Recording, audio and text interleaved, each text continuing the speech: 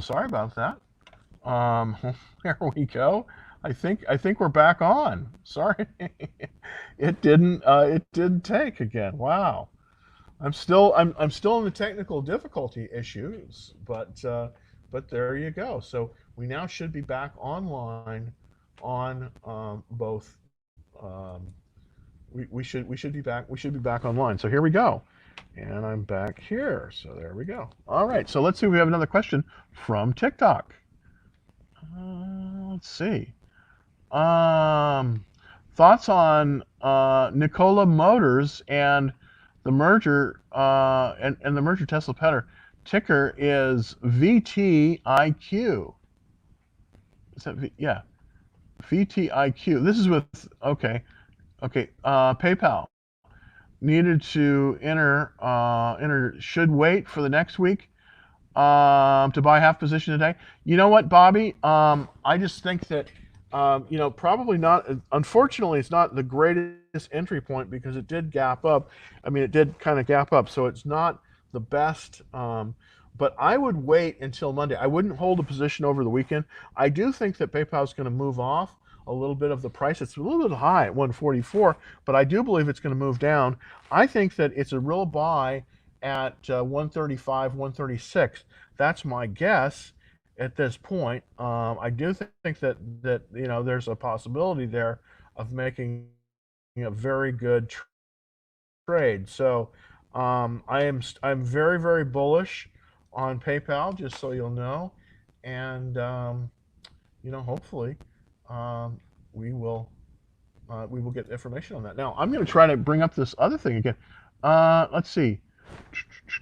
Um, okay, PayPal. All right. Crunchy or creamy? Do you use stop losses? Absolutely, I do. As a matter of fact, my whole program is based on stop losses. Here's the thing: never, ever, when you buy a stock, always put a stop loss on. And why? Because you can't necessarily be there every second of the day. You have other things to do. So by putting a stop loss on, you're going to protect your capital position. That's the most important thing. So if you don't get it right, and we don't always get it right, sometimes we don't. I always set a stop loss, and I typically will set a stop loss at, if I'm long on the stock, I will set it at 93% of what I paid for it, or a 7% margin. If I am short a stock, I'm even tighter. I will set it 5% above where I bought it. Now, that's for a short position only. If you're long the stock, meaning that you own the stock, then you want to set a good till cancel stop loss for 7% below what you paid for that stock. That's very, very, very important. Because if you do this on a regular basis, as I do, you will always maintain your capital. Now, it can be a little frustrating. It can be a little frustrating to do that because sometimes you'll put something in there, it'll drop, and then you're stopped out, and you're like, man, I can't believe this. But trust me, you want to be in a position with a stop loss at all times. So I always use stop losses just for that very very reason. That very reason. Okay, so let's see. VGT, just average in and sit back and relax. Okay, let me look at VGT. That's a good one. Let me take a quick look at VGT. So hopefully I'm going to get over there, and it's gonna click on there. I'm not getting transferring, waiting. Boy, I tell you, Facebook's everywhere. They're talking. It's talking to Facebook here. I gotta get this faster. VGT. So hopefully that will go in there, and we'll get that in just a second. So, all right, VGT. Oh, all right, VTI, VTIQ, VTI. Um, hmm, all right. So hopefully we will see what VGT is in just a second. All right. Well, I'm selling PayPal, but not VGT. So hopefully we'll get that back. It's amazing how much bandwidth constrained I am. All right, so I'll get that in just a second. All right, so um, I tried trading for a while, and I just can't get any good entries. I got stopped out right away. Well, okay, well that's the thing. You just kind of got to keep trucking on that. Here's what I like to do for good entries, and this is that's a very good question, because here's what you need to do for a good entry into a stock. You want to look at the stocks that are basically in the top 5% of all stocks. So what I do typically is I look at the IBD 50 list, and it's the 50 fastest growing tech stocks typically, because they're mostly growth stocks that are doing the best. So that's where I start. And then I hone that down. I look to see where the best chart patterns are. So the chart patterns are like cup and handle, or cup without handle. These are very good chart patterns. I typically will not buy them until I get until I get the right the right chart action. Then even then I will be very careful in terms of the way I enter the trade. This is one of the reasons why I enter trades on uh, why I enter trades on with covered calls so often, because I like to protect my downside position by doing a covered call. And typically, if the uh, stock has weekly options, I'll go out about a week or two, and I will sell a call typically at a strike price a little bit above, a little bit out of the money where I purchased the stock. And this gives me a little bit of margin, it gives me some downward protection. And then I also set a stop loss typically at 7% down. And the reason I do that, of course, is for protection. Now, I typically like to trade the very best stocks. So I typically try to stick away from stocks that I'm having issues on, and that's so I tend to try to try to move into the very best stocks I can. So that's one of the reasons I do use the IBD 50. Now, there was a question from TikTok about VGT. It's trading currently at 250.88. It's up $3.13. I'm sure that you know that. That's why you put it up there. I think it's terrific. It's basically it's basically an ETF, and it's up 1.27%, which is absolutely incredible. This might be a very, very good chance. The 52-week high is 273 on this one, and so this is a very interesting chart.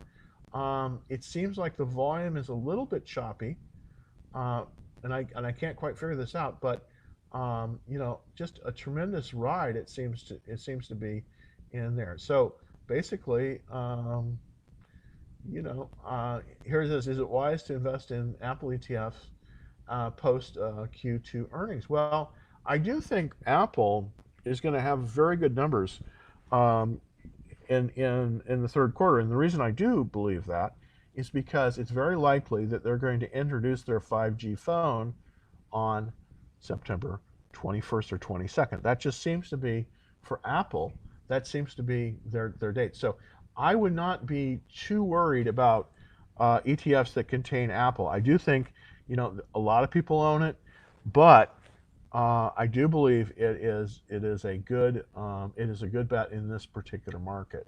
So that's the way I'm going on that. What do you think about my mentor? He always enters a stock. Oh, he says, my mentor, he always enters stock that go up 50% all the time. Wow, that's great. In 2 days, is he getting inside information? Who knows?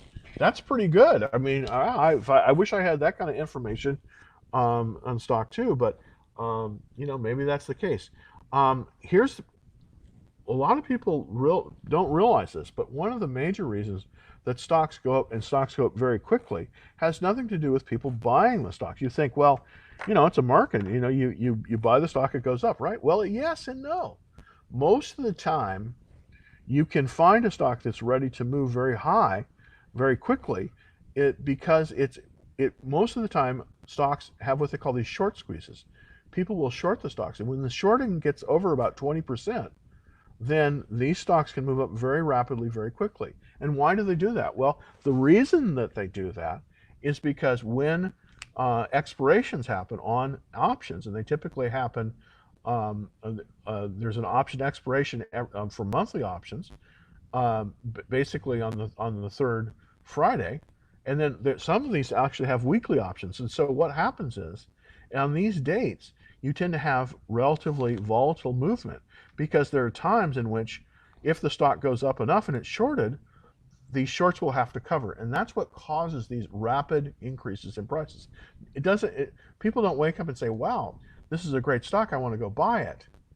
That's not really the case. Usually a rapid increase in price is on some news. Either it's an earnings call where they've had extremely good earnings, that's a gap up, or more than likely it happens when there's an option expiration date, and a lot of people are short the stock and it moves up and they have to cover, and that's called a short squeeze, and that's where you get most of the action in terms of stocks moving up. So it's not true all the time, but typically you'll find with the very largest movements up rapidly, if it's not based on earnings, at earnings time, then many times it's based on these short squeezes. That's what happened with Tesla. Basically, in the earlier part of this year, you had a tremendous blow off top with Tesla, and it moved very much higher very quickly because of this short squeeze. So I just wanted to give you an idea on that. The best tool to search short squeeze candidates. Very good question.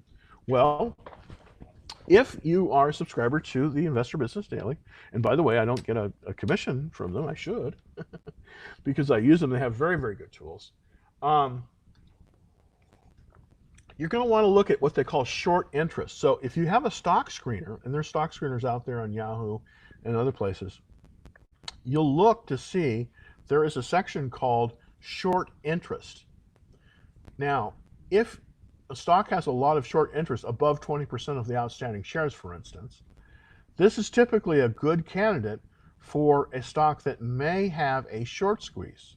Now, most recently, a really good example of a short squeeze happened on Virgin Galactic. Now, I was in this stock right up to the earnings, but then I sold immediately just about an hour before the earnings. And why do I do that? Well, the reason that I do that is because I know that the stock is heavily shorted, and I know that there may be a gap up, and basically I know that when it gaps up like that, typically on earnings or on a short squeeze, typically after a day or two after that, it'll fall, and it'll fall precipitously.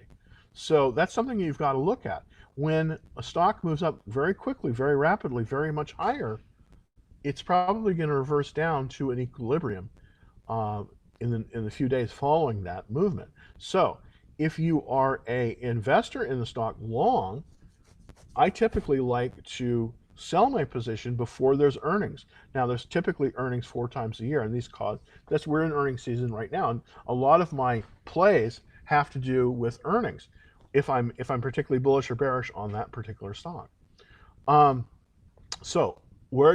Long story short, I know I've been yammering on this, but where you can find stocks that may have a lot of short interest is in this, get a stock screener, and there's a bunch of them out there. I think Yahoo has one for free. And just look at the short interest and see the ones that have the highest short interest. These are ones where professional investors are betting against the company, and this is where you have the short squeezes. We have a lot of those. We had, up until recently, there were a lot of those on Tesla. That's why when Tesla moved above 420, that's why there was such panic. That's why it moved so quickly after that point.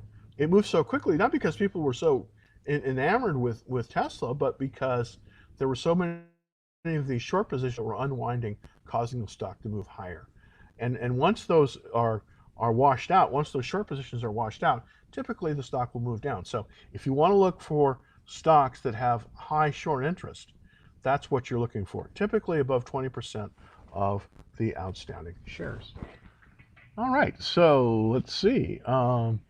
Job reports was not good. Well, yeah, absolutely, and the market keeps on going up. Why does that happen? Well, I'll tell you what I think. And again, this is not scientific. I'm certainly not a scientist on this. But the reason I believe we're having this situation where the market continues to go higher is because there's been all of this capital that's been flooded into the market, all of these PPPs and money for the bailout. Basically, the Federal Reserve is saying we're not going to let any of our big companies like Delta Airlines or we're not going to let them fail. So we're just going to push money at them. They have unlimited borrowing power where they normally wouldn't have. They normally would have had to have gone hat in hand to somebody like Warren Buffett, who would have given them a 13.5% loan, which I love. I wish I could do that, but he can do that, and that's what he does. What happens is normally, the Federal Reserve doesn't pump all this money in. Well, the result of that is that it's pushing the market artificially higher. This is one of the reasons why I think that toward the end of the summer, we might want to start looking at the gold miners, because I think there's going to be a shift, because I think this inflation is going to get washed into the system somehow. But right now, we're in a deflationary market, and there's all this capital that's being pushed into the stock market. So on Main Street, nobody has any cash, and nobody's buying anything, and everybody's locked down.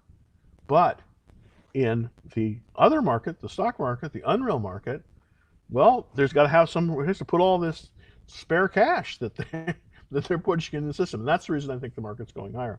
But do I know when that'll end? I don't. I don't have a crystal ball on that.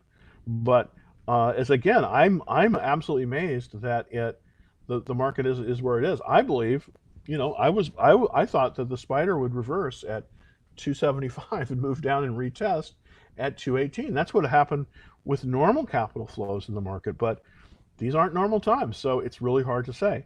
That's one of the reasons why, right now, you want to be long. Next week, maybe not, but right now, you want to be long. So that's the thing. You want to look at the stocks that are doing well in this coronavirus thing, and they're typically, the normal suspects, the FANG stocks, those kind of stocks. Those are the stocks that are doing good. And, I think that's going to be that way for a while. Now, what's going to happen is eventually everybody's going to crowd into this space. We're going to go back to work, and then you're going to see good opportunities in this space to actually short stocks. But that's coming. That's not here yet. So just wanted to put that out there. Let's see. When will? Oh goodness. When will the streams end? Participant unemployed. Yeah, this is really, really good. I think you're right, man, Bobby. I don't know. I don't know. This new bill that they have in Congress, they're talking about giving everybody $2,000 a month, basically for sitting on their ass, which I guess is a good thing. I just don't know where the money's coming from, to be honest. I think we're going to have to pay for it sometime, and that's probably going to end up being in inflation. And I know there's already inflation moving into the market. I mean, if you're looking, all you have to look is go to the grocery store and try to buy some hamburgers. I bought, I think it was like a pound of hamburgers the other day, and I went into the market and it was $7.50, and I'm like, wow, that's a lot. That's double what it was like 2 weeks ago, and I think that's going to happen throughout the market. Now, I think that food is going to definitely go up in price, and I think a lot of industries are going to be really hurt.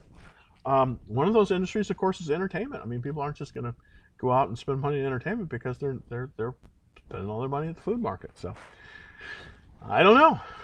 But at least right now, it's not a good time to be short in the market. It's better to be long, at least for this week. So we'll see what happens next week. But I think that we're going to be, it's going to be going on for a while. So anyways, let's see. Do we have any more questions?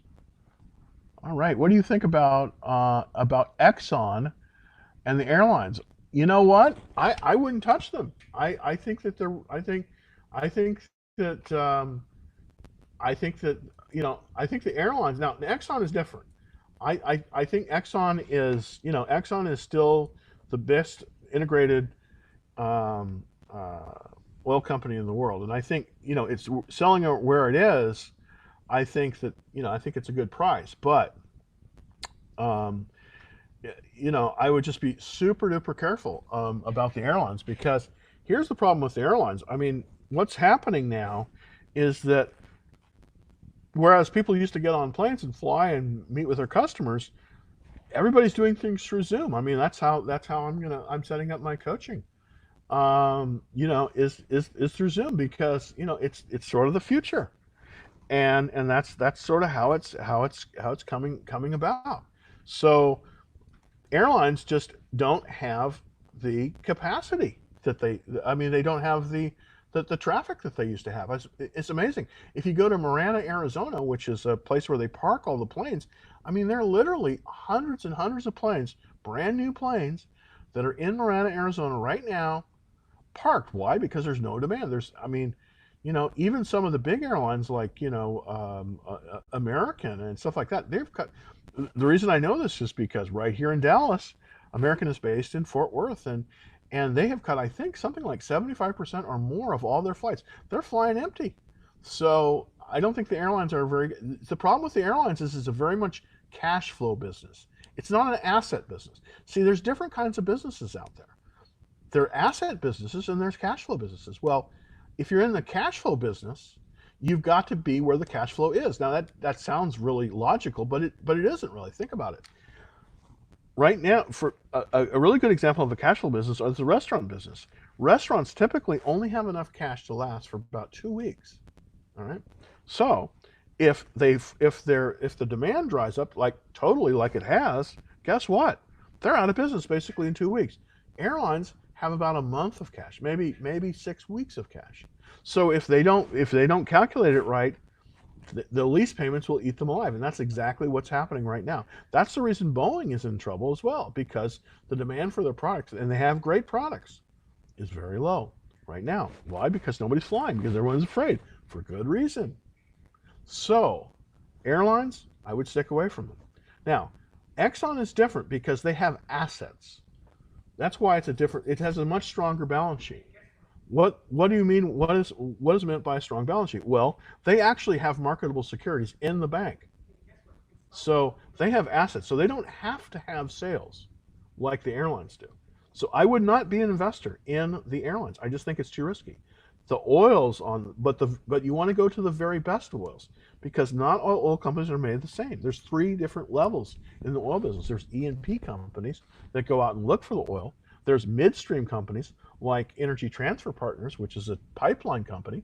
And then there are refiners such as Valero. And then there's some companies like Exxon and Chevron and BP, and they do it all. They're called integrated. I would only look at the very high quality integrated ones, and I would look at their debt ratings, because if they have a bad debt rating or they've been downgraded, if their debt has been downgraded, stay away, because they're potential bankruptcy candidate. I mean, this is essentially what happened with Occidental. Occidental went in, they bought Anadarko, which was a very big company, and in order to pay for the merger, they went to Warren Buffett and borrowed the money at 13.5%, billions of dollars. And then the price of oil went down. Well, they're screwed. They're absolutely screwed. Carl Icahn is a big owner of that. And, he's going to end up taking it over. Now, hopefully he can resurrect it, because it's a great company. I mean, it's been around for a long, long time, but it's in real trouble. So I would not, in the oils, I would tread very carefully. I know everybody says, wow, it's on sale. I want to get it on sale. But remember, in the stock market, you don't want to necessarily buy things that are cheap, because they're cheap for a reason. And usually it is their business model is not doing well, or it's going out of business. That's the reason why people are paying such a premium for stocks that are in the digital space. Stocks like Zoom, for instance. Zoom basically is a company. It's really just a software company, and it doesn't really have very much. It doesn't really. Its fixed costs are relatively low, and its revenues are high. PayPal is another really good example. Do you know that PayPal yesterday? Was it yesterday? I guess they announced on Tuesday. PayPal had record engagement. As a matter of fact, PayPal is going to do better probably in the next year in terms of growth than Visa or MasterCard because everyone can have a PayPal account. They have a very low relative fixed cost. Now they do have risks in terms of their credit risk. They definitely have credit risk, so they're going to have reserves there. And they did have to put up more reserves because people don't have the capability to pay. So any time you're issuing credit in this environment, it's a difficult situation. But why is a PayPal worth more than practically than an Exxon? That's why. So you want to be very careful. Don't in real estate you want to buy bargains. In stocks you want to buy stocks that are high and going higher. Always remember that. Let's see. Please stop. Okay, so okay. Microsoft. Is it a good time to? Well, you know what? I'm in Microsoft. I actually doubled my position on Microsoft on Monday, and I did it very conservatively. I buy 100 share tranches typically, and then I will go out and I will sell a covered call. Typically, I'll sell a call typically a week to 2 weeks out. So in case I make the wrong decision and the stock moves lower, I'm covered. And of course, sometimes I have to sell out, but that's okay because if it's going up, I can rebuy and do the same thing. So I'm very much a bull on Microsoft. Why? Because their products, Teams, for instance, is doing great in this lockdown. It's doing fantastic, and their results are definitely proving it. I mean, Azure is taking up the slack. It is a cloud king. It is truly a great company, and also you're seeing a lot of other firms that have to have that return crowding into the stock. Now, it probably will be overvalued. I mean, the multiples on it are very high, but I think that at least for right now, as the world is moving towards digital, I don't think that at least for right now, Microsoft typically is a pretty good medium-term bet. I really believe it. And I don't think it's overpriced. On Zoom, still undervalued or too expensive. Here's the problem I think with Zoom. Zoom, I think, is an acquisition candidate. I think that there are companies out there looking to possibly buy them. I think they're too expensive right now, but I do think that we're going to see some merger activity because Zoom itself is not that big a company. It's not, it's not a Facebook in terms of size, but I do think Larry Ellison over at Oracle is probably interested in the space because I do think that we're really seeing video conferencing coming into its own. I mean, there's a lot of products out there. Of course, there's WebEx, as everybody knows. There's Teams. Microsoft Teams is doing extremely well in the corporate space. Zoom, of course, is big, but remember, Zoom's stock dropped precipitously when Facebook announced that they were going to get into the space. I think Facebook is a better value in the space than Zoom, even though it's a little bit more expensive. It's just because Facebook is so dominant and they have the advertising business and they have the growth. So, and another thing about Facebook that I really like is the fact that they're not in China, and so therefore they have more. I don't think they're going to be hurt by any trade tensions between the United States and China. So if I were looking at a Zoom, I would look at Facebook. Seriously. Bump. What do you think about Square and TTY? I think Square is super. Along with PayPal, it's one of my favorite of the payment companies. I do think it's the future. I'm very bullish on Square. TTD, the Trade Desk, I'm also very bullish on Trade Desk because, as you know, with the digital advertising space, basically it's Facebook and it's Alphabet, Google, and somewhat Microsoft, but lesser so. The Trade Desk has a very interesting business model, which I think is very strong, and that is it basically sells ads on everything else, like Roku, like all the other stuff that's coming up. So in terms of the digital ad space, I really like TTD. I really, really like it. And I don't have any examples on it, but it's definitely on my watch list. And so I think it's a very, very strong stock. Well, anyways, I'm coming to the end here. As we said halfway through, I'm starting to put together a coaching service, maybe to help you make some money on here. I'm going to announce it when I get it ready. It's going to be in the next several weeks. I'm going to have that to roll out to everybody, and I think that you'll like it. We'll hopefully make you some money, and if not, it is going to be a pay service, but for the low level, I have a way that you won't have to pay me. Now I'll get paid, but I won't get paid by you directly. So this is a way that you can put your toe in the water, see if it works for you, see if you make money, and we will see you again on Monday, 1:30 Central Daylight Time. And thank you for seeing me on TikTok. Again, if you want to see any of these videos, they're all archived on YouTube, and the YouTube address is www.youtube.com/Dallas Trading Floor. Let's see if I have one last question. Okay, I think Nicola. Here's the thing about Nicola. I think that Tesla is a better bet, even though it's more expensive. I know that's terrible, but yeah. Well, good. Everybody, thank you very, very much. And I hope to see you again on Monday. And look out, if you want to get on our mailing list, it's dallastradingfloor.com. And again, thanks again for seeing me on TikTok. See you soon.